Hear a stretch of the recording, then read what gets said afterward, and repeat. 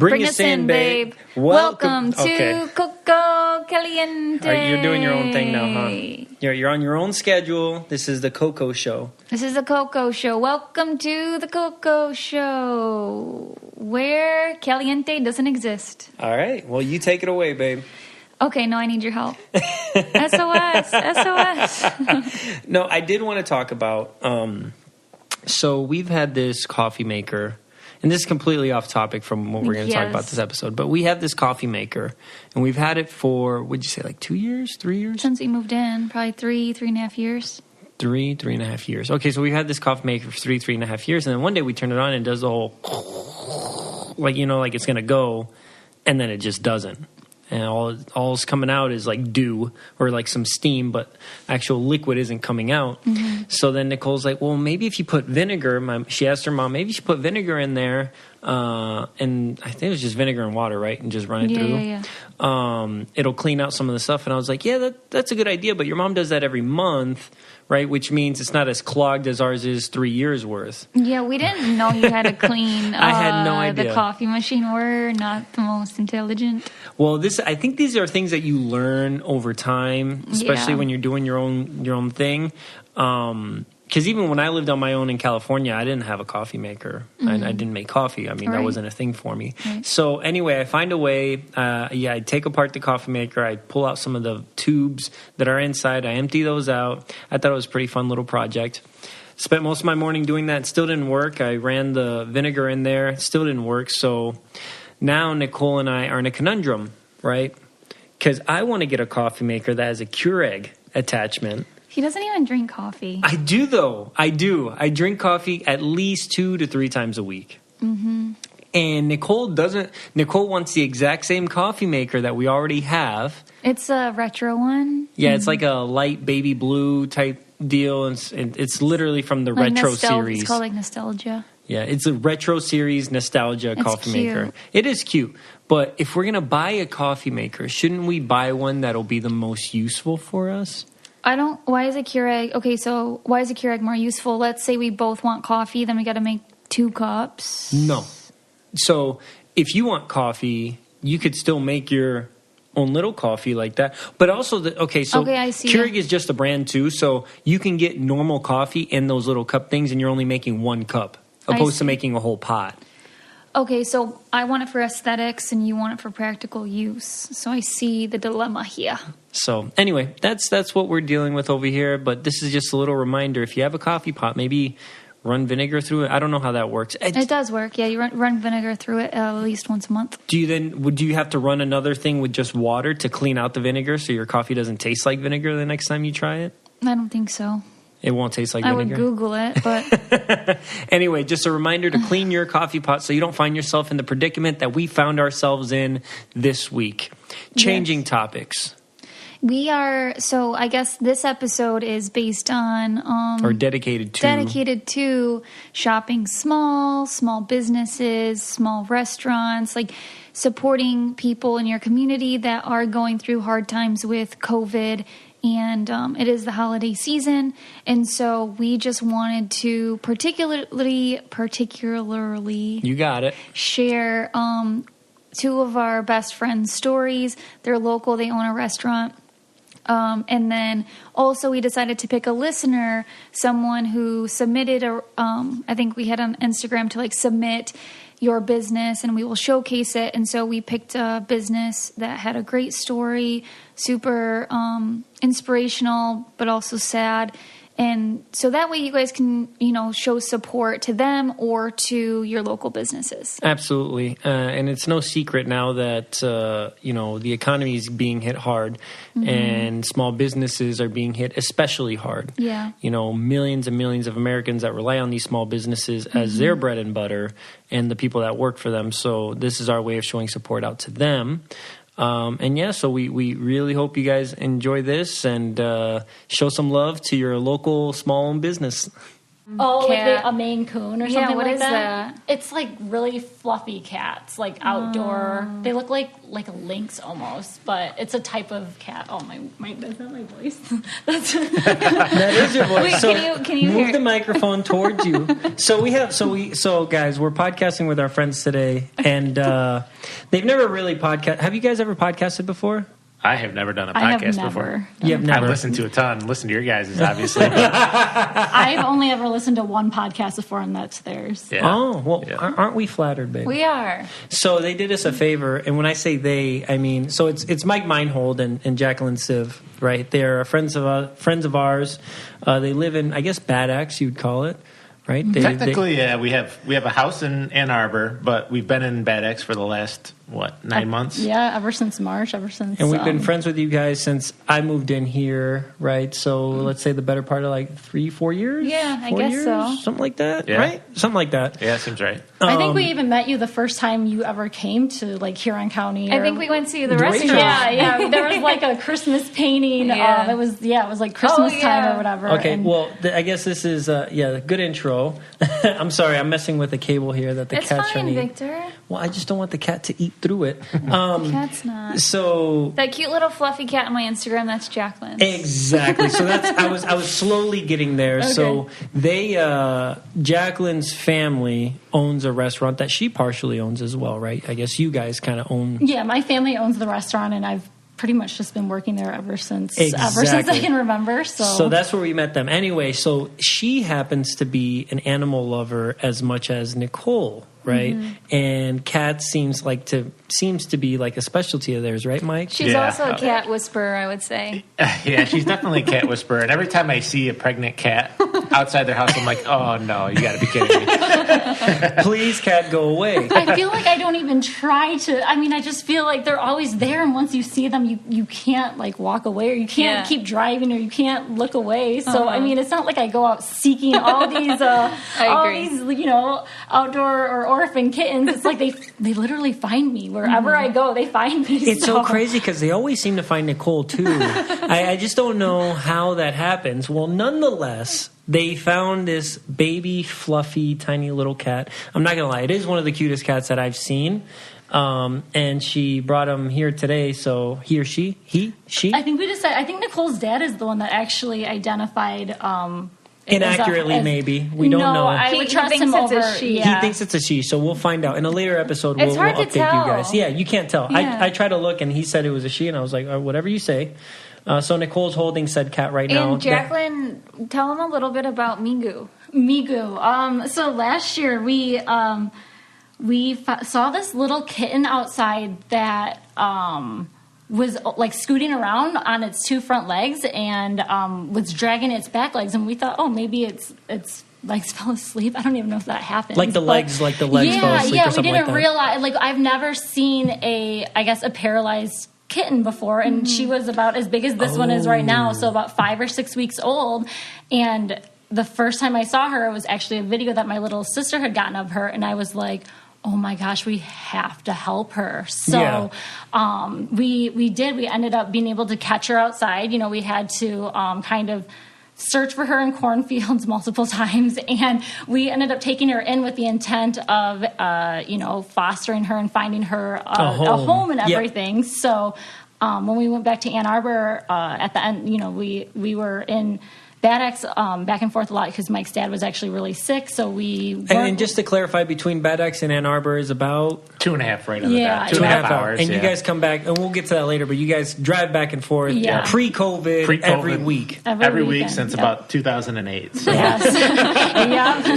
All right, so you guys go back to Ann Arbor, and we brought the kitten with us, and I think we had it for about 2 days, and I found a coworker that, thought, oh, this kitten's cute. I'm going to, I'm like, I'll adopt her. And I'm like, perfect.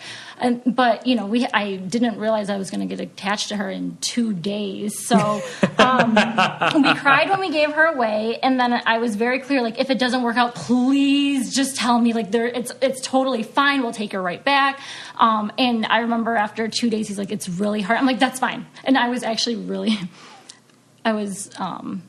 in a weird way happy because I like wanted her. I wanted her I'm back. sure Mike shared in your joy. I was like, please just keep her. At that time we had also taken in a litter of 5, so we had 6 kittens and one paralyzed one, and our goal was to just kind of foster them and adopt them out. And I kind of stopped looking for a foster home for my one cat, for Migu, who is the paralyzed one. And it just became a thing where we didn't really talk about it, but finally I think right in November, so after like 4 months, I was like, Mike, I know we haven't officially talked about this, but she's part of the family, right? and he was like, I figured that 3 months ago. Like, he's like, I was like, oh, thank God, because here I am like, oh my gosh, I'm going to take in another, but I just fell in love with her. You live to create, but you don't live to worry over the last nitpicky details involved in putting final touches on content. Do what you do best and let Issue handle the rest. Issue is the all-in-one platform to create and distribute beautiful digital publications, from brochures to magazines to sales collateral and more. It's perfect for creators, marketers, designers, educators, publishers, salespeople, or anyone that wants to make eye-catching content. And Issue makes it easy. Simply upload your PDFs and files, and Issue transforms them using your vision and customizable templates to create the content you want. And you can start using Issue free.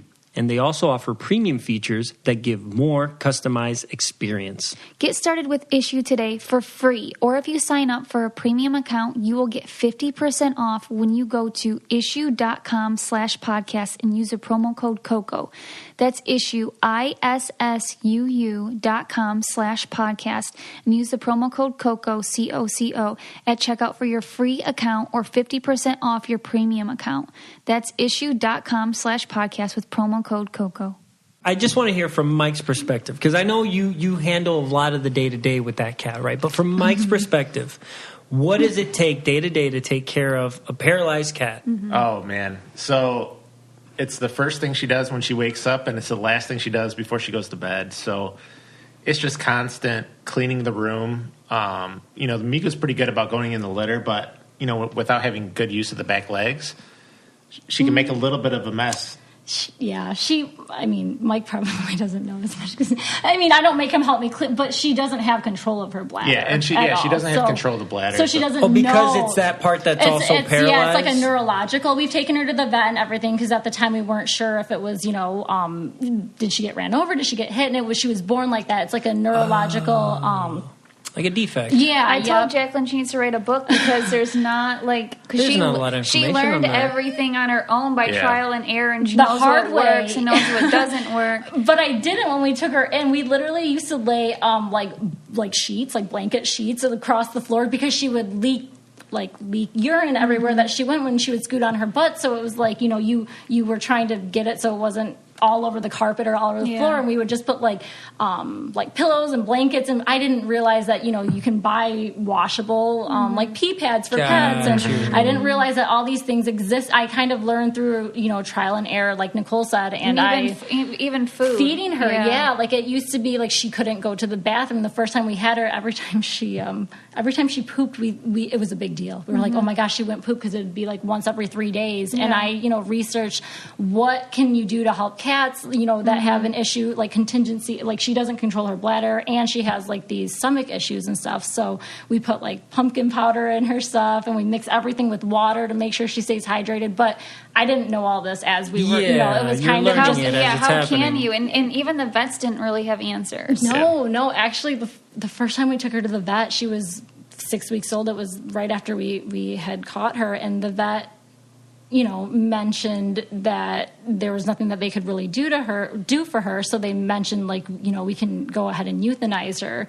And, we were kind of like, is there something wrong with her, or is she in pain? And they're like, well, it's going to be really hard. Sometimes they don't make it. What they were and say. It sounds like they thought that maybe, she could, as she got older, she would have more issues. And so they offered actually 3 times to euthanize her. And to us, we're like, that's not an option. Thing, right? Yeah, that's not the right thing. It wasn't even an option to us. So I do manually stimulate her. Yeah, you actually have to like find their bladders and squeeze. I've watched stimulate her bowel movements. If you looked at my Google search, it's literally like how to find a cat's bladder and how to squeeze a cat's like bladder and how to find how to get them to go. But I mean, she's the love of my life. Honestly, she has changed my life so much in the past year that I can't imagine my life without her. So I don't know. I know that everybody says this, but it's like, I didn't save her. She saved me. And she really did. She save definitely me. found the right owner. I was about to say, you guys are saints in that respect. I mean, Nicole counts your praises every day when she talks about that. I'm just so happy. Like, I just don't know. I really don't know anybody else besides me. That would do that. That would do that. And like, it's... Thank God. Yeah, no, it is. I'm just always like, she's so lucky to have you. I'd say out of 1,000 people, maybe one would actually be like, you know what, I'll take this on and actually see it through. Because even that guy that said he was going to do it, he's like, oh man, this is way more than I thought. Right. Like I researched places that would take in paralyzed cats, and there's just not that many places across the country even. So it sounds like if there's a problem like that, they would just put the animal down rather than take care of it. So. And that makes me, it makes me, because she is so happy and she's so funny and she's so like full of life. And to think that she might have not gotten that chance, like that opportunity, I can't even think about it, because obviously, I spend a good portion of your day. My life with her now, and she's just so, I mean, I'm not gonna lie, we have probably had more than we used to go to the vet every other week for some kind, and I mean, I'm also over like Nicole. If there's like one thing where if she's not eating one meal, it's like we have to call the vet right now. Like, why is she not eating? This isn't normal. If the dog doesn't perk up for half a second, we're going to the vet.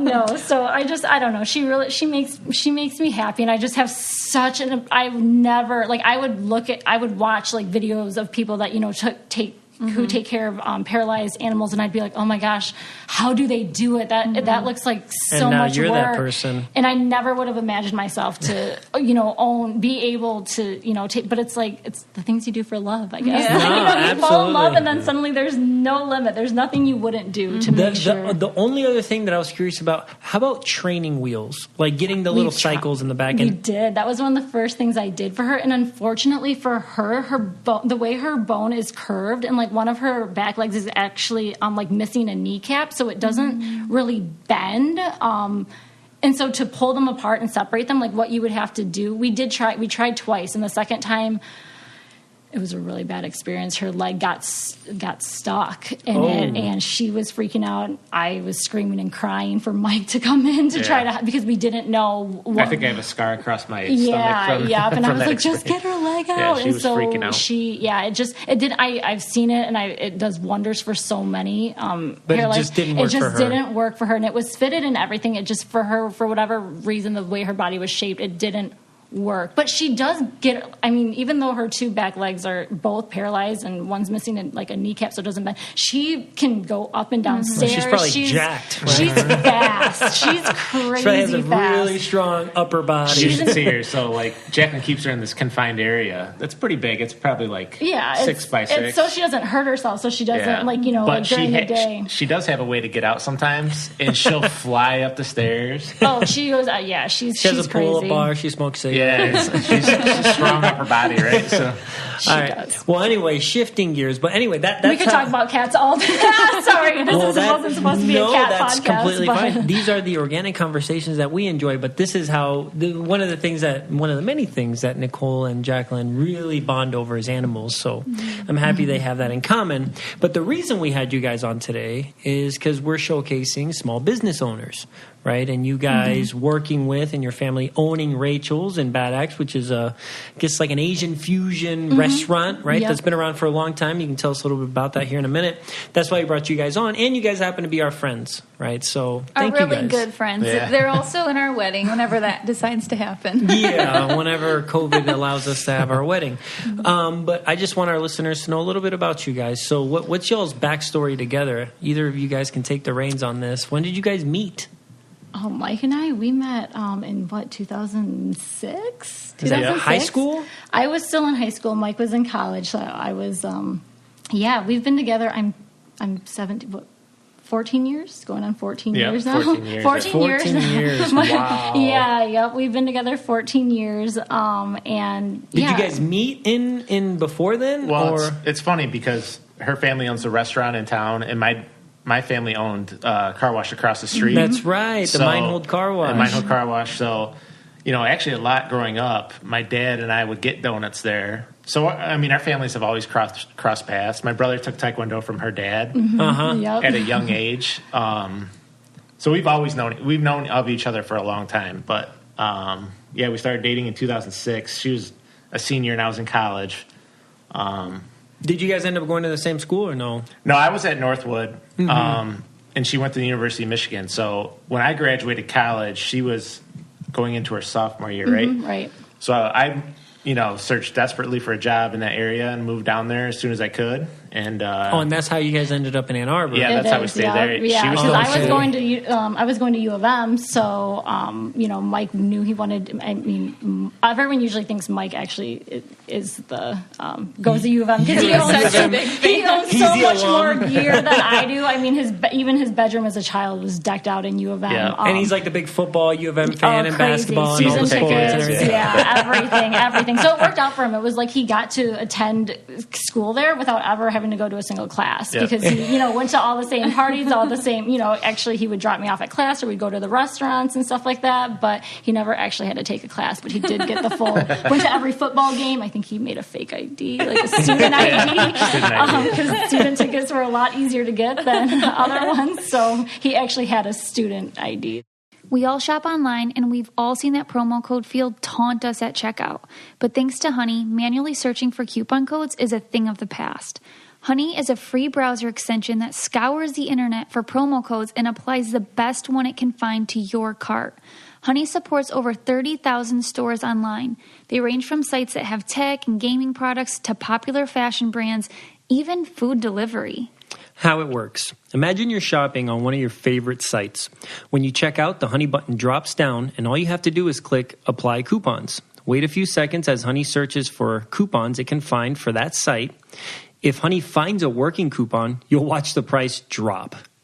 And Honey saved me money, $15 off of my last, clothes order, which is absolutely amazing. You go to try it, and it's like, oh my God, it works. And you know what's crazy? Because I normally, before I go to checkout, I have to go to a bunch of other sites when it says coupon, and I go, let me see if there's any coupons for this. Right. And this just it just takes out all that legwork. Absolutely. And Honey found it's over 17 million members, over $2 billion in savings. If you don't already have Honey, you could be straight up missing out on free savings. It's literally free and installs in a few seconds. And by getting it, you'll be doing yourself a solid and supporting this podcast. Get Honey for free at joinhoney.com/Coco. That's joinhoney.com/COCO. You moved to Ann Arbor, you guys are living there, and then that's when you get your first really experience with the restaurant, right? Because you were still going back home to work the rrestaurant, right? Right. Yeah. Yep. Nope. Mike is actually the one, to his credit, that would drive me back and forth every single weekend, all my years of college, but especially like my freshman and, sophomore year. I know this sounds funny now, but we don't really have highways or freeways in Bad Axe or anything. No, so it was kind of scary, when I would try to drive back and forth. So Mike did take that over, and it became very clear right away that, I prioritized the restaurant and coming home on the weekends over, Mike would be like, but there's the football game, like this, like this one, so he has been very, very good, very understanding. He's always accepted, like, the restaurant is part of who I am. And, he's very, very close to my family. He's, he's the big brother that all my siblings never really necessarily had. I guess Raquel had David, but they're pretty. They're kind of close. Yeah, you're close. Mike's really close. He's like a sibling to like. Yeah. Oh, he is. It's very normal for Mike to be on the phone with my sibling, with any of them, or my parents at any given time, over me. So yeah, I mean, when Jack and I first started dating, Raquel was in like a car seat, right? So. Oh wow, yeah. She was very young. But no, he's grown up. I mean, he's been in my. I'm the oldest out of all of my siblings. I have 3 younger siblings, and Mike.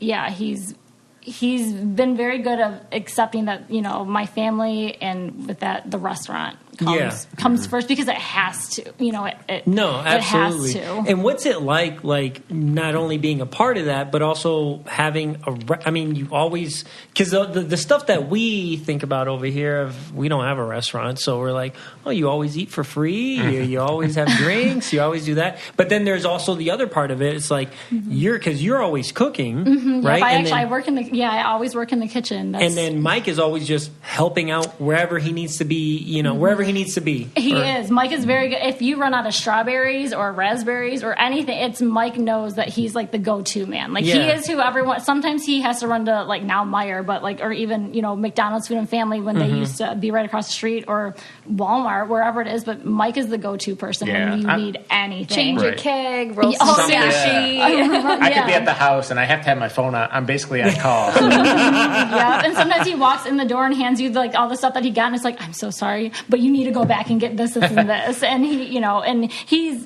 a good sport about it. And then there are actual literal times where I'm like, okay, we need help on dishes. Like, you need to get on the dishes because they're everywhere. They're, you know, and he's anything from, you know, the busboy to the, you know, our deliver. Actually, during COVID, we started doing delivery. We had never done delivery before. And Mike's the delivery. He did. Mike truly became like the delivery man for us. We even joked about getting a sign to put like on his car and everything. But he did all of our deliveries and everything. So, so in a normal economy, on a normal basis, what are normal struggles that a small business or restaurant would find themselves? Because I'd like to compare the two. So like on a normal given year where things are in normal economies, all right. I mean, it doesn't have to be the best or the worst. Because you've seen that throughout all your years of working there and owning, you know? Yeah, no, definitely. I think, I don't know, just to provide a little context. Absolutely. You know, so we've been, my parents opened up or built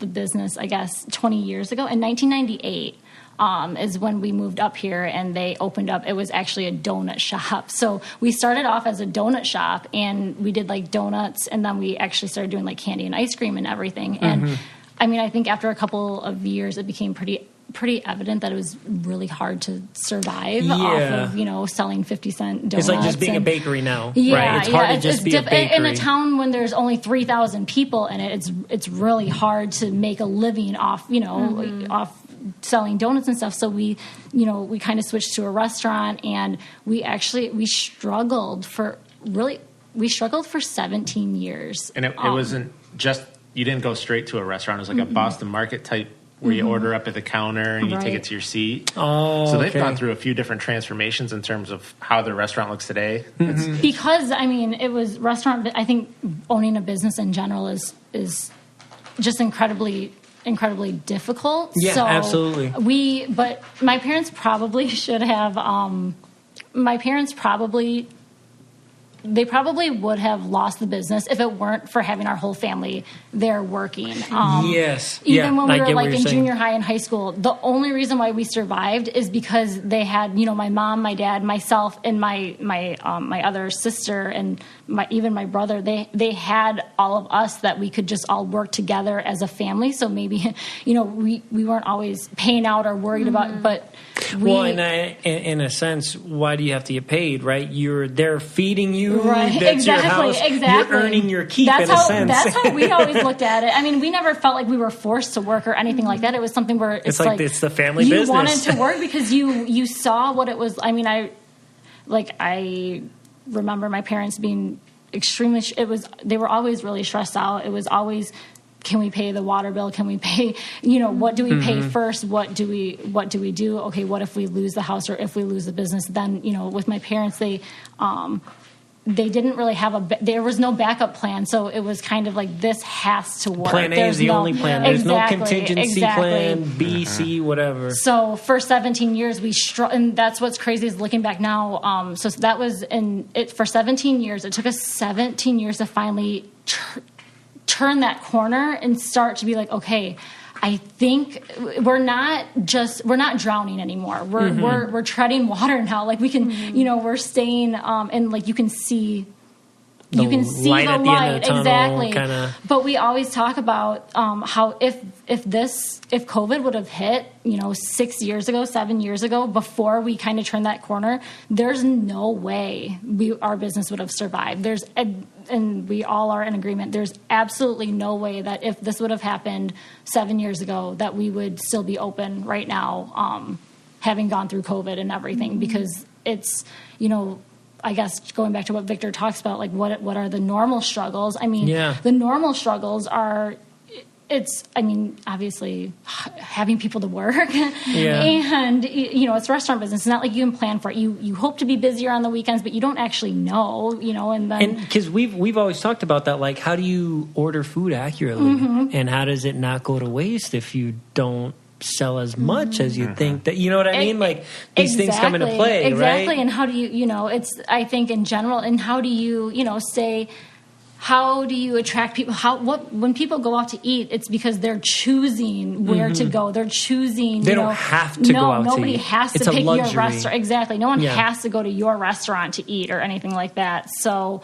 the struggle before is, okay, so how do we get people to come in? How do we get people to come through that door? And how do we get them to keep coming back? And obviously the answer to that is consistency and creating like that atmosphere I don't know, like where people walk in and you're like, oh, this is nice, or like this is fun, or I love that one, I don't know, that drink or something. But you have to be on all the time, because people can love you as a restaurant and come in, but it's like the one time that you're not on is what you're going to see on Yelp. Like that's the impression, impression that you leave on people. Exactly. And absolutely. The rise of social media just within the past 5.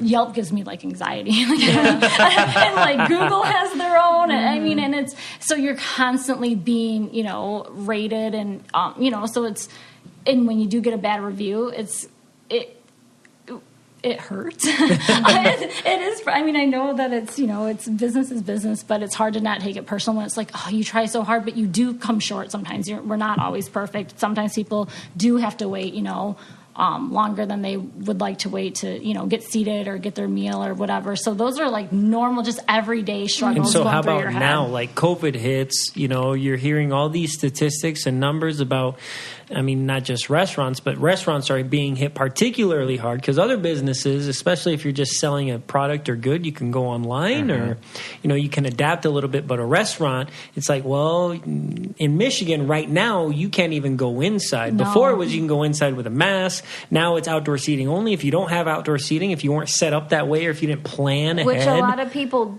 it's hard to in Michigan because it's 30 degrees. Yeah, you get 4 months of good weather, right? So. And you guys luckily just recently started setting up a patio before in between this happening. But now that I think about it, because we were trying to eat out the other day somewhere, and it's like in Bay City, and it was even frozen. Heating an outdoor area is eating up at cost. Everything's eating up. Like COVID, first of all, nobody had time to obviously there's people like in the hospitals dealing with much we can all agree that it's much worse for some other people. Some people lost their lives, and some people are in the hospital and sick, and we all agree that that's horrible, terrible. But there are other problems that people are facing aside from that, and that's what we're talking about today. Right. So I understand where you're coming from. I didn't want to come across as like insensitive or anything. Not at all. But there was there was no notice. It was on Sunday night or Monday morning. They made, we got an announcement that by 3 p.m. all restaurants have to be shut down and can only do takeout. And so there is no time to react. There is no time to plan. You go from, it was the day before St. Patrick's Day, I believe, or 2 days. Yeah, something like that. A big night. It was huge. We had made menus already. We had ordered I had bought I don't remember. I think it was 15 or 16 heads of cabbage. We had, And you think about your inventory. You didn't have to take out boxes. Everything was like if somebody was taking something home. So you didn't keep a whole lot. The inventory that you did buy was upped because of a holiday. Yeah, exactly. Yep. Exactly. Alcohol and everything, right? So. Right. No, it was. So, that was, I guess, it hit you, and it hit you hard and fast right away because it did happen, the day before St. Patrick's Day. And I remember we had all these menus printed, and I was like, oh my gosh, we can't like can't do anything with this now. We have to we can throw them away. You know, there's nothing you can do with them. And honestly speaking, before this hit, the percentage of takeout we probably did was, I don't know, maybe 2%. 5? Yeah, I wouldn't even say 5%. I wouldn't either, except for like on a busy because night. as a consumer on this side, we go there because of the experience and really good food, the drinks, the atmosphere is awesome. If you go there on a normal night, on a normal day that's, you know, no COVID or anything, there's a lot of people there. It's the place to be. It's the place to be. Rachel's is the place to be. And they have better food than any place in Bad Axe. You know what I mean? Even way further than Bad Axe. Yeah. Like, we came home from Saginaw the other day and we're like, let's just go to Rachel's. No, we love. Thank you, guys. No, you know, and we had never done takeout to that extent before. So even having like the right boxes and bags and just these little things that you don't even think about, suddenly people, you know, okay, how are we going to do like a lava cake to go? I don't know. What are we going to put the ice cream in? I don't, you know. We reconfigured your parking lot to have cars park on a diagonal to keep traffic flowing. Oh, yeah. Before, where they used to kind of park straight in, it's kind of hard to describe. But, you know, when you had cars pulling right up to the front door to get takeout, you had to make sure people weren't backing into each other. So it was... Well, and the thing is, so I remember the first few days...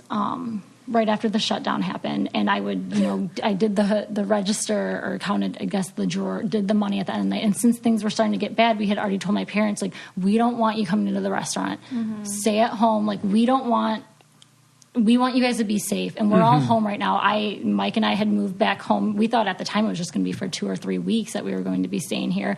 But Mike and I were here. My sister was finishing up her senior year in college, and they called off classes, so she came back home. And then my brother actually lives in New York City, and things started getting worse in New York first. And we were like, well, maybe you should just come home just in case. But so we were all at home. We were all there. You know, we said to my parents, there's no reason for you guys to be here, and even we can handle things. Exactly. Like, we can handle it. And so I would do the drawer at night, and that whole first week, I remember...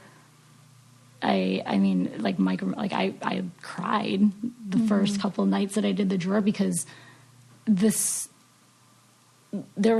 no way you could survive. Sustain, right? How are we going to sustain? You paid, and the biggest thing with our family is we wanted to make sure that all of our employees still had jobs, no matter what. And, you know, it was a talk that our family had, and we said, you know, we've always believed in, you know, treating our employees, honestly, like family. And we would go out of our way to, like, you know, try to do like the extra stuff for them, whatever it was. But one of the things we said was, okay, well, when times are good, of course we want to share, and of course we want to give back, and of course we treat them, you know, the way we do, and we treat them.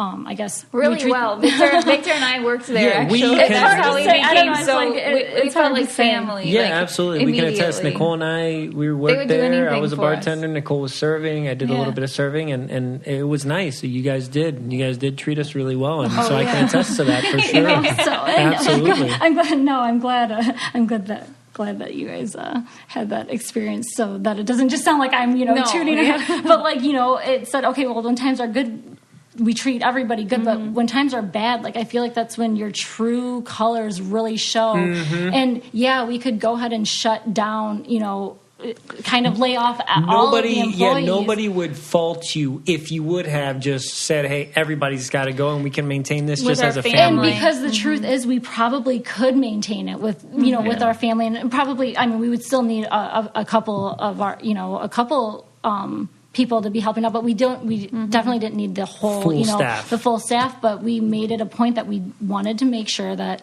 nobody's hours were going to get cut, and the people that depended on the restaurant would continue to come in every day just like normal and get paid just like they normally would. Yeah, because that all trickles down. Yeah, it really does. And we also, I remember a conversation we had too where we said if we lay people off, they may find another job in the meantime, and they have good employees. You don't want to lose those employees. Absolutely.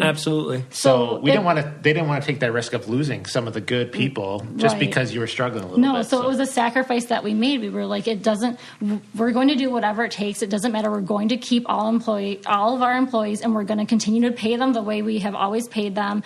And that's not where we're going to cut costs. So there were definitely days that, especially that first week, where for a fact we were paying out more than we were making. You're at a deficit, hands down. So it's not even like, oh, you're breaking even or anything like that. It's that doesn't even cover the food or what it costs to run a business. That's just straight like wages and stuff like that, and we're paying out what we just made. And what's crazy to me too is that you two, you find yourself in a kind of a positive way that your jobs allowed you to work from home and you still had a job. Right? Absolutely. But now you got to balance working from home, but also trying to dedicate your time to the restaurant. And where does that line go from blurred to like, all right, this is the job that I'm doing right now, and then wait, time out. But I also got the restaurant over here, but I still got to make my hours over here, but I got commitments that I need to, you know what I mean? Yeah. So how did that play into you guys? Like, I don't know. It was kind of funny. We all actually took since nobody was even allowed in the restaurant doors, like in terms of customers or anything, we all kind of picked a table, like our own table. Like they have like table, like D1, D2, and D3. Like we all set up shop at we picked a table and we brought in our laptops and our monitors, and like that became our working station. So it was like a restaurant converted into like an office or something. But was it weird to detach though? Because now you're at the restaurant, and it's so like, easy to. Hey guys, I need my number one job over here because this is what's kind of going to help pay the bills and support other things if all else fails, right? Yeah. I think because the restaurant was so slow in the beginning that we had time to, I guess, adapt to it per se. And I've always been like a multitasker. So for me, like that was. You were in heaven. In terms of working, like, outside world aside, yes, it was the best of both worlds. Like, I could literally sit there and get off a conference call and jump in the kitchen and be like, okay, like, what's going on back here, guys? Like, it was, for me, that was like very, like, that's where I guess how I would say I do my best work is when it's like there's so many different things going on and I don't have to just chaos. Yes, exactly. And you're not just staring at a screen for 9 hours with no breaks in between. It's like, you can stimulate your mind in between. Was it harder for you, Mike, to kind of like? It's a little harder, but I would get to work earlier. I'd get there at 8 and no one would be at the restaurant till 10 o'clock, 10:30. So I'd get a lot of my stuff done in the morning.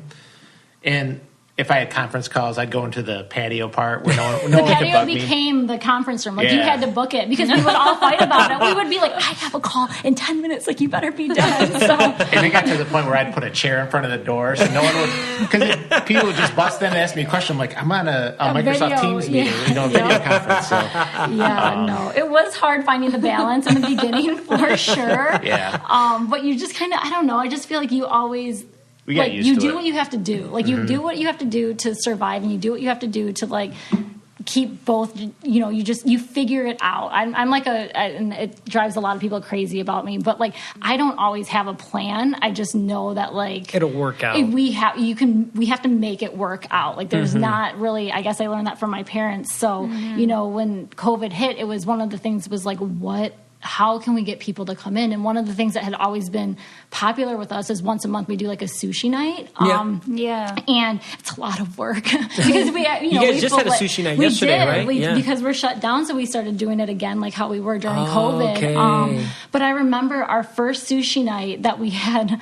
This sounds really bad. I only posted on Facebook, and I remember it being like 2:00 in the afternoon, and I was like, I don't think we're going to be that busy, but hopefully, I'm posting it the day of. How busy can we really be? But hopefully, it'll kind of get the word out there. Mike's like, we're going to be busy. I was like, no, I was like, there's no way. Like, I didn't post it. I called it. I bet her dad $100. He did. Because normally we would do, on a normal sushi night before COVID, we do, 400 rolls? Three to 400 rolls.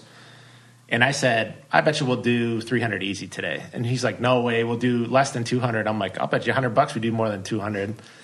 We ended up doing 800 rolls. Oh my God. It was so bad. It was insane. It was my mom took the phone. I announced it at 2:00, and this is the first time we ever did online orders too, right? So we're not really used to doing it. We don't have an online ordering or anything. I turned it on at 2:00, and by 5:30, they shut it off. because they got 76 orders. They shut it off.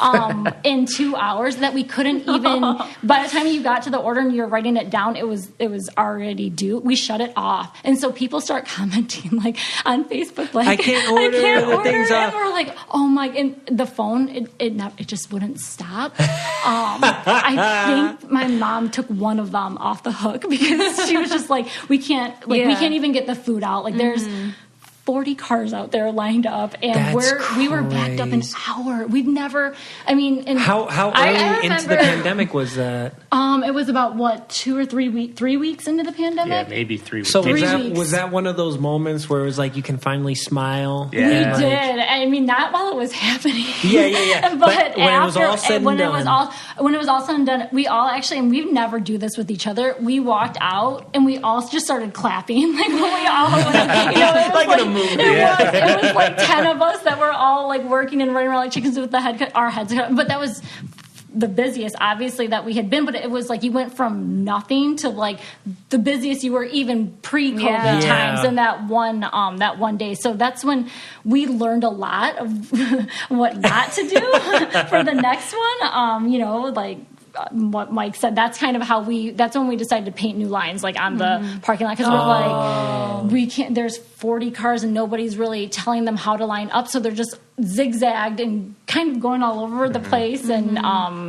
we realized like, okay, so we need a process, like we need to get like a construction cone, and we need to get like a sign out there, and like nobody can set of SOPs. It's you learn as you go. Like, where are you going to find a manual to tell you how to do curbside like pickup? Like there is no. Yeah, it was tough to guess how many people would come that day. 800 rolls was just. Well, and I guess we're talking pre-COVID versus COVID. Pre-COVID days, like it's like a thing. I have to post it, like, because we don't really pay for like advertising in terms of like the radio or TV or anything like that. And just to give people a little sense, you're talking about a small town, so word spreads fast. So you don't necessarily have to do like an ad on Facebook. Right. If you do something early enough, or kind of like just get it out to a few people, it'll get shared. People will talk about it. Word of mouth is what sells. Yeah. If you look at a Facebook post, everybody's tagging people in the comments. And it's like they spread it for us. It's Thank awesome. God. No, thank you to everybody that spreads it for us, because there are times where it's like I haven't posted yet because I just haven't had a chance. But before, it's like 1 week minimum. Like if I went less than that, then you might as well not even do it, because there's no way it would get out in time for enough people to know. So it'd be pre-COVID at least 1 week notice, so that people would start calling in for reservations and stuff. And then that day I posted it 2 hours before we started. That's it. And I said, nobody's going to see this. And Mike's like, what did you say? I said, everybody's sitting at home not doing anything. They're going to see sushi and jump out into their cars. And right I'm like, away, an excuse to go get out of your out. car, get out in the house, go drive, even just to go pick it up. Yeah. And customers, they were so nice. Thank God. They were so yeah, we nice. had customers waiting an hour to get food, and they were still so thankful that they were able to get sushi. And they even said, they're like, well, either we're sitting at home waiting for an hour, or we sit in our car and wait for an hour. And I was like, that's a really people good. Watch a little bit. Yeah. And that's part of why we love this area. I mean, people. If that happened down where we live, I don't think people would be as receptive. Ann Arbor or bigger city. They'd be like, "Oh, we're going somewhere else." And then you have options. Yeah, exactly. Right? And you have options. So, we really appreciate. No, we do. The people we of the wouldn't. community. I mean, that's part of the reason why we've also been able to, I guess, make it through to this point. Yeah, I was about to say. So moving forward to now, how are things more or less for you guys? I know it's still a struggle, right? Because all things aside, nobody can really eat inside anyway. And here in Michigan, in other places, let's say Texas or Florida in the South, you can have outdoor seating all year round. Yeah. Here it's starting to snow. It's below 30, right? So so what's next? I don't know. I mean, it's hard. Even right now, our sales on like a normal day are down about 70%. And it's just because it's getting cold, right? Yeah. And like we were saying, heating the outside is expensive. Yeah. Exactly. And it's an imperfect thing because it's not enclosed, because it can't be. Well, and with COVID, I mean, we have disposable menus, so we were literally ordering 1,000 menus. You have to throw that away. We're no longer like using the same like napkins we used to. We throw everything away. That's kind of the whole thought. With cups and stuff like that, you use cups that you just throw away right now to try to just minimize like that the exposure. Exactly. So just right there, I guess the costs that people don't ever even think of are are there now that we were, normally you print out menus and then you use that menu. Now it's laminated, you wipe it down, you reuse it. Right. Yep, exactly. So, I mean, times are really tough. I think that I was actually just listening and they said that 110,000 restaurants have shut down long-term or shut down for good like since, closed, like done since COVID hit. Wow. So that's like 1 in 6 restaurants have had to just literally shut down. Oh, that's sad. Because you think about that. I mean, you talk about it as a number, but each one of those is one of your families. Yeah. Right? Exactly. If you're related to like, oh, that's my exactly. in-laws. Or that, you can think it's a statistic until it's like, that's a whole family that's out of business now. And some people have been doing that for 20, 30 years. And now what? So no, exactly. It's hard, but we just try. I don't know. We try to be optimistic. We try, we're thinking of things that we've never thought about before. So it's like, okay, we're not, even when it was Easter or Mother's Day, well, normally people come out to eat. What can we do? We started doing like the bundles and we started doing, thank God that we can do cocktails to go now. We couldn't do that in the beginning, but you're just constantly like racking your brain. Like, how can we make up for all this business that we're like, how can we, like, you're just trying to survive. You're not trying to even make money. You're just trying to get through it so that you can still be there. I was about to say, imagine how it's going to be, whenever that is again, where we're all just at the restaurant hanging out without a mask, and it's just like, wow, you guys, we're here, right? You made it through. Yeah. You know what I mean? Right. No, I don't know. It's really hard. It's, you just don't know, and you do go week to week. Like every time the governor makes an announcement, like we all turn it on and we all go sit in front of the TV and kind of wait to see, okay, are we going to be able to open or not? Yeah. And it's not, I'm not saying, I understand why the situation, it sucks. Yeah. And I think it's just important to remember, to support your restaurant. Yeah, support your local business. Yeah, just support them. Because that's what I was going to say. You're absolutely right. Just because, I know there's people that work at KFC and Taco Bell, but the corporation is going to be fine, right? Corporate that owns probably like 3 or 4 of those restaurants all together, right? They might be separate in your town, but they're all one company. Yeah. They're going to be fine. Yeah. No. And I will say I think we do our part too when we're not working, or even when we are working. We get food at other restaurants in town. Oh, we always do. We get takeout, from all the, we support the other restaurants and other local businesses as much as we can because we know that how hard of a time we're having. Like they're obviously in the same position as we are. So, we try to, tip as much as we can. Tipping, and, Nicole and I are huge. And Nicole makes sure, she's like, make sure you tip 20, 25%, whatever. And you guys understand that because you worked in the restaurant business. So absolutely. Some people for takeout, I'm like, make sure you're tipping as if you're eating. Because otherwise, it's like, what are they getting? Right. Yeah. Like, I don't know. I don't know. It's their livelihood too, right? So yeah. No, absolutely. Well, thank you guys. Thank you guys for sharing that with us, for being here. Yeah. I'm gonna beat Mike here in Madden here in a little bit. We're gonna eat some pizza. Yeah, I do have to compliment you guys really when you guys talked about you guys work. Victor could make drinks like.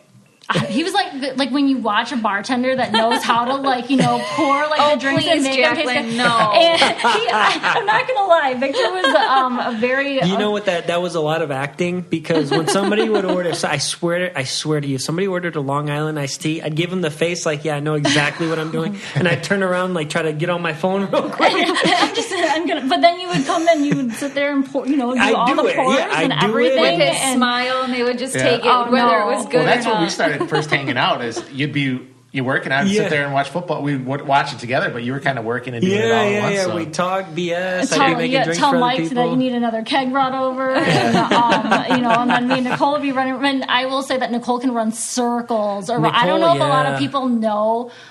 Nicole's a hustler. I've worked with a lot of people, obviously, and I remember the first day working with Nicole, I was like, And, that was before we were even friends. You had just started working. We knew each other, but we weren't like friends or anything.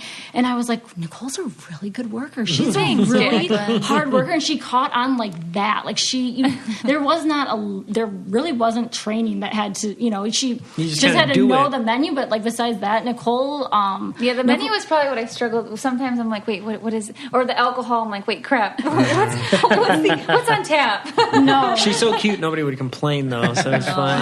I just like really just run around and make sure everything's taken care of. And I mean like actually runs around. like when maybe you're busy, that's not good. She's actually running around, and she's like somebody that you like if Nicole's working, you're like, okay, well Nicole can take all these tables, and we have we'll be all right. Yeah, we'll be fine. Nicole can so I do just want to. It was a lot of fun. It was. I loved working there. After I won Big Brother, I was like, I want to do something. I don't want to go back to this stressful nursing stuff. I just want to I want to be a waitress and go work at Rachel's. I love Rachel's. Let's go there. And then I'm glad I did, because that's why I feel like such good friends now. Because you go through those things where you're literally like sweating and overwhelmed, or sometimes like having issues with customers, whatever it might be. You kind of go when you work in a restaurant in that kind of atmosphere. I feel like I'm happy I got that experience. I'll tell you. Yeah, I'm happy. It's good to be on the other side of things, so that way I feel like I'm very understanding if something comes out wrong anywhere, or if something, tipping, just anything, you're just like... You put yourself in their shoes, and it's like... I'm like, oh my God, one time, not at your restaurant, but I worked the Cheeseburger Festival once at Riverside, and I dropped a whole tray of waters in someone's lap. They gave me, so I was new, and they gave me the outside, so I had to walk out the door, down steps. I was my first time waitressing. I had this big tray, and I was like, oh my God, just please give me the tables inside. But the daughter would take the good tables, and oh my God. Anyways, they were very understanding, but I was like, okay, that could have been really bad. So if someone does that to me, I deserve it. But you understand, it happens. It literally, or when somebody forgets, to bring, I don't know, you a refill or anything, and it's if you're not on the other side, you might be like, I asked her, 10 minutes ago, and being on the other side, I mean, Nicole or Victor, you guys know, what can happen. Absolutely. You have 20 different people asking you for something, and you're trying to... You forget the butter. It's like, I'm so sorry. I was getting, 5 other things for other people. No, I think absolutely. It just but the restaurant business is so much fun. I loved it, and I always want to, one day maybe I'll own something. I just want something small, but... It's fun because even when I worked at Rachel's, and you just make people happy. And your restaurant is one big family, and we just feel like it's a part of a community. Absolutely. Definitely a part of the community, for sure. Well, thank you guys again for not only being our dearest friends and being in our wedding, but for doing the podcast, because I know you guys were nervous and you guys killed it. Yeah. Thank you for inviting us. Yeah, thanks for having us on. Oh my gosh. All right. We're going to go play with the cats now. Yeah, sounds good. I hope you enjoyed listening to Jacqueline and Mike, our good friends. It was really great to have them on, their first podcast debut, and I think that makes sense, right? Absolutely. Okay, debut. That's a big word for me. And so now we are going to share a story of one of our listeners, and we hope you enjoy that as well. Yep. Ashley Young, take it away. Hey, how are you? I'm good. Thank you so much, Ashley, for being on our podcast today as we showcase small businesses. Yeah, we're really excited to have you. I'm super excited to be on with you. You sound very calm, so that's good. That's very reassuring. I am right now. It's my morning, out. I just left the store, so I'm on my way home now, so I kind of take that moment to, chill out before my crazy day starts. Fair enough. Just kind of tell us a little bit about yourself, Ashley Young. We know you have a small local business, and that's why we wanted to talk to you, and we want to support you. So tell us a little bit about your story. Yeah, we started the business. It's been a little over a year now as of November. So we started in a 450 square foot building, and I had between 35 and 55 vendors. They are all handmade, crafted local people from the area. I do have a couple that live Grand Rapids, Lewiston. There is 3 or 4 of them that live not in the local area, but they are still handmade vendors.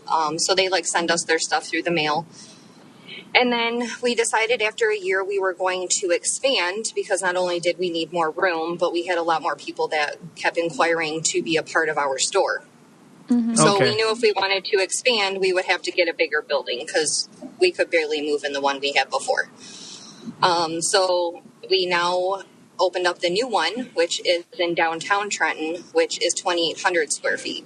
Oh, wow. So that's a big change. Yep, and now we officially have 94 vendors. Wow. A part of the store. So, yes, your store is in Trenton, Michigan. For people who don't know, it is called All About Grace, and there is a story behind that. Is that something that you want to share? Yes. So, I had a daughter named Grace. She was 2 years old, and she got sick a little over a week prior to Christmas. She was complaining about her left leg bothering her. She was having a hard time walking, but just complaining more of soreness. Mm-hmm. And she started to get like a fever and stuff. So we decided to take her into the hospital, and they did an x-ray and everything. And they seen that there was a hole in her bone. So they weren't too alarmed at first because they said it could be like, when the children grow, they have like holes in their bones that are kind of like composites, I guess they call them, that they don't fully form yet. Mm-hmm. So they told us that they weren't too worried about it. They said, contact a specialist in the next week and have it looked at. So we decided to wait that week, and a couple of days went by. She ended up getting strep throat and got a really high fever. So we stayed home. She stayed home for Christmas. And then the day after Christmas, my ex-husband called me and said that she couldn't walk at all. So I met him, and we went down to Children's downtown. And this was about a little after 11. So then we were there all day. We got testing done. She was very sleepy, very out of it. A lot of the nurses would come in to take blood. They thought like maybe she was joking with them about sleeping. Like she was very... If we tried to move her, she would scream in pain a lot. So we were very kind of confused on what was going on because it was so sudden. Yeah, that's very odd. Yeah. So like the doctors came in and we noticed like her blood was starting to surface on her skin, which was really weird. So they asked if it was normal. And I was like, no, like this has never happened before. So when I was kind of stepped out of the room for a minute, the doctors were standing there and they asked me to go back inside. So I went back in the room and they came in and they said, I'm really sorry. Her blood count was dropping by like 20s. So by this point, when they came in the last time, her blood count level was at 24. So at this point, she was barely even there, to be completely honest with you. So at this point, they said, we're going to admit her and we're going to test her for leukemia. So at this point, my grandma passed away from leukemia, so I kind of knew a little bit of like a background of it. It is in our family and stuff like that. So I kind of knew that, obviously I thought the worst of everything at this point. Yeah. So we decided, my ex-husband stayed there. I went home, took a shower, packed a bag, kind of did that kind of thing. Because I was at this point, I don't know how long I'm going to be there. I don't know what's going to happen. Yeah. So he called me and they told me the room they were in. They admitted her and everything. And about 10 minutes later, I got a phone call. And he's just screaming in the phone. And he said, she's not breathing. And obviously my first instinct is to just jump and run out the door. Mm-hmm. So at this time, me and my ex-husband were split up for a few months. And I was dating my high school sweetheart from when I was in high school. We reconnected and we were dating at the time. So I called him and I said, she's not breathing. I have to go. And he said, do you want me to drive you? And I said, no, it's okay. I'll be fine. Well, I made it to Children's in about 7 minutes, which normally is about a 15, 20-minute ride. I don't know how I made it there. Wow. I don't know exactly. I know people were there with me on that ride there, but I made it downtown in 7 minutes. And I can't even, when I sit back and look at it, it's kind of crazy. Like when I went into the parking garage, there was a parking spot right next to the elevator. And I parked, I jumped out, I got in, the elevator door was ready to be opened. I got in the elevator, I ran through that hospital, and every person was standing there waiting for me. Like, a person with a sticker knew my name, where I was going. Like, it was really odd the way everything went. Mm-hmm. And when I turned the corner, and there's just doctors standing around her, and I couldn't see her at the time, but we're just standing there, and they said, we're going to the ICU. So as they bring her out and turn the corner, there's a lady over her. They're doing compressions. They're pumping the bag to keep her going until they get there. So we follow them down there, and they say, please wait outside the doors. So we're sitting there waiting, and I really don't know how long it was. Obviously, it felt like forever. But they opened the door, and the guy just looked at me, and he said, I'm sorry, there's nothing we can do. And at this point, it's one of those where you're like, what do you mean? Because for us, she was fine this morning. Yeah. She's been fine. So they said, do you want to go back and see her? And I said, yeah, that's fine, I will. I have to. It's not. So I walked in there, and I just stood in the doorway, and I just kept saying, please just come back. So there was twice she came back, and her heart beat a couple times, and then she would go again. And they just kept pumping her, kept taking turns, because that's what they do. They give, so many people, they alternate people. And finally, I just said, we can't do this. So, I went over and I grabbed her hand, and she was cold.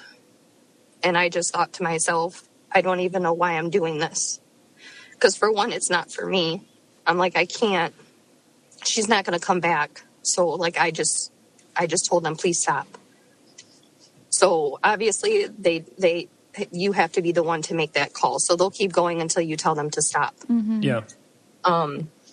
So, I told them that, enough was enough. And she went fairly fast after that. I had to get, an autopsy done. We didn't know.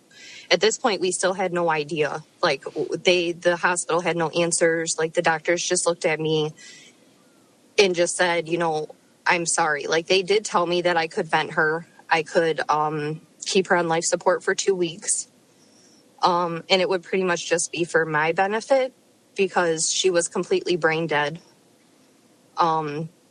They told me that they said if it was the type of leukemia that they thought or had an idea on, the kids are in excruciating pain for about 2 weeks.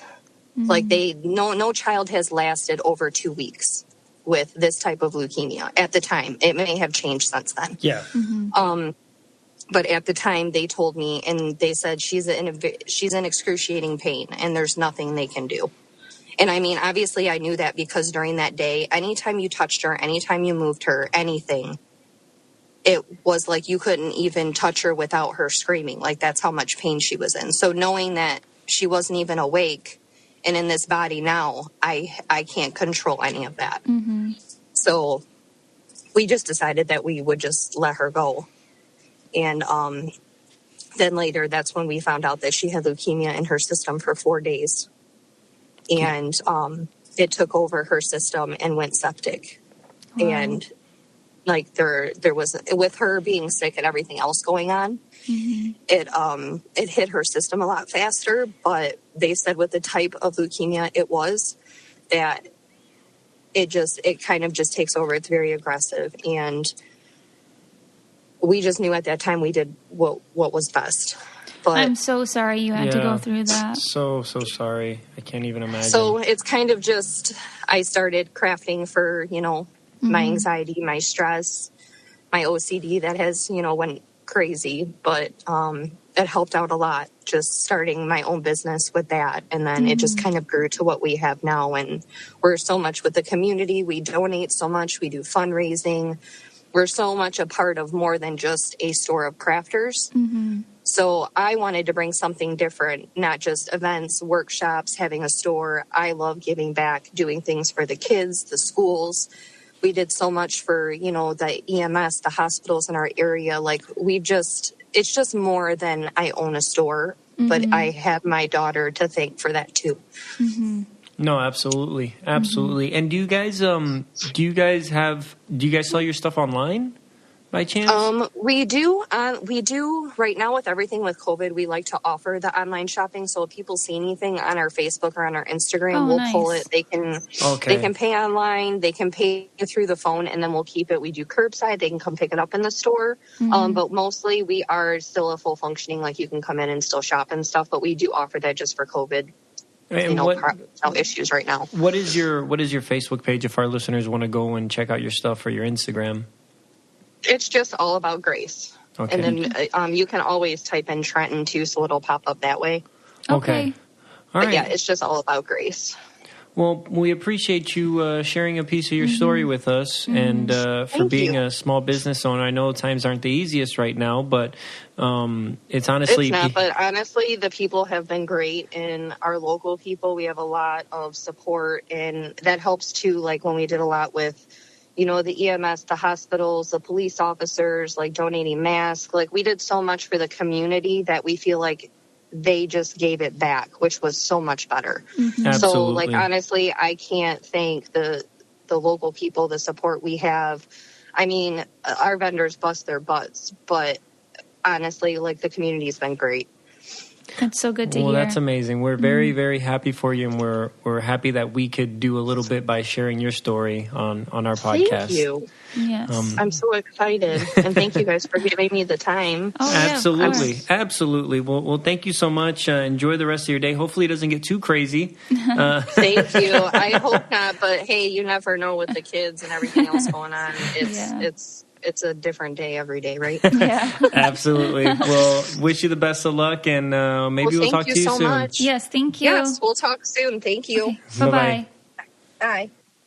Thank you so much for listening to this episode. I hope you really enjoyed it. Hold up. It ain't over. It ain't over. It ain't over yet. All right, Nicole. Spanish word of the day. Okay. Negocio. Oh. Negocio. Is it a dessert? No. Is it something to do with Christmas? It doesn't have to do with food or Christmas. Oh. Negocio. Can you use it in a sentence? That's a really stumper. Okay. So support? No, negocio is a word, right? Okay. Negociar means to negotiate. Mm-hmm. Okay. So negocio. Does not mean to negotiate? No. But what does that do? What do you do? What do you have to negotiate in? That has to do with this is the main topic of what we're talking about. You have to negotiate in a relationship? The main topic of this podcast. Oh, you need to negotiate. You're talking about with small shops? Business. Negocio. Negocio is business. Oh, it's a business. Yes, business. Oh, that's like different. It is weird, yeah. But, well, that's why because it's like negociar means negotiate, and negocio is business. Oh, wow. Or you could say like empresa is another one, you know.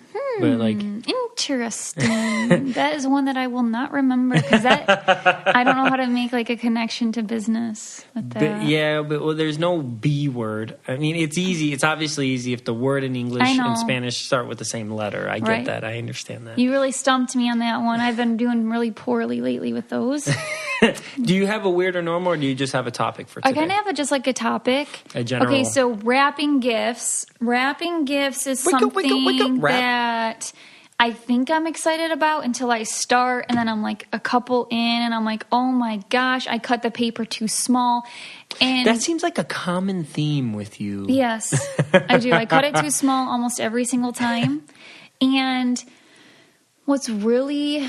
Then I switch papers. So then I like... That is definitely... Oh, that's collage. A good weird or normal. Okay, so then I collage it. Is that weird or normal? Is it weird to use two different sets of wrapping paper... For one present? For one present. And I'd say absolutely. I'd say 100%. But I think it's something real cool, and it's a cool trend. It looks real homemade-ish. It looks like it's coming from the heart. You know what I mean? You didn't hire someone to wrap it. You can tell that I wrapped it. Is it cool and from the heart and a trend? is that just a thing that you came up with after you realized that you cut it too short and you're like, well, I'm just going to use a little sliver for something else? I don't mind what my present looks like. I'm not saying that you don't mind. Yeah, no, it's definitely an accident, but then I look at the positives of it. Okay, yeah. So the positives of it is, well, this is cute. There's 2 different papers. One side has penguins, one has dogs. And well, sometimes Nicole has to do it out of necessity because she doesn't have any more paper of the other one or the original one that she was using, or she's trying to use that might the have happened leftovers. first. I think that's how it happened first. You were using leftovers. Okay, yeah. I was using, it's like kind of like scrapbooking, putting it all together. But yeah, I guess, is that weird? Have you ever done that? And do you cut the paper too short? Like, what is the trick here? My mom is magnificent at wrapping gifts, and I just, okay. And then also if there's just too much paper on the sides, I'm just wrapping it up and sticking it on. Like, I know you're supposed to cut. And, oh my goodness. I don't know. In my perfect world, I would just put everything in a bag. And just not even wrap it. It's not very fun to open, though. It's more expensive, Before we have children, I think it's really important that we learn to wrap a little better. I'm pretty good at wrapping gifts. Oh, you think so? Yeah, I do think. Well, okay. Normally, I don't have a gap, right, like I did on that thing that we did. Okay. But I know. Yeah, you are. You're I can see you being a good rapper. Well, my problem is it takes me entirely too long because I want it to be so perfect for then it just to be ripped open, right? So, I don't know. Yeah, I don't know.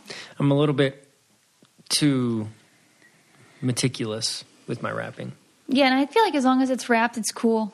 It's fine. So cool. No matter what. We dig it. It's hip. Yeah. Nobody, no one's going to complain.